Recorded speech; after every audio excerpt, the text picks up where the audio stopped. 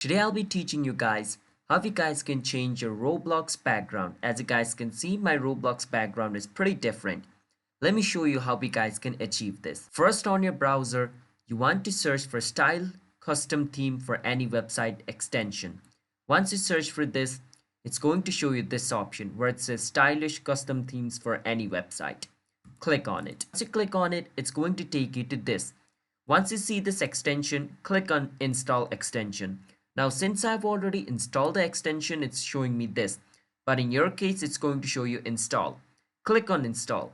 Now, once you install this stylish extension, what you can do is go to roblox.com, the official website of Roblox. Now, once you're in its official web page, you want to click on this little puzzle icon at the top right. From over here, you want to click on the extension. Once you click on the extension, it's going to show you tons of style. You can choose whichever style you like. Let's say I like this anime girl style. I can just click on the plus, which is going to show add style, and wait for some time. And as you guys can see, your page style will change just like this. So that's how you guys can change your Roblox background.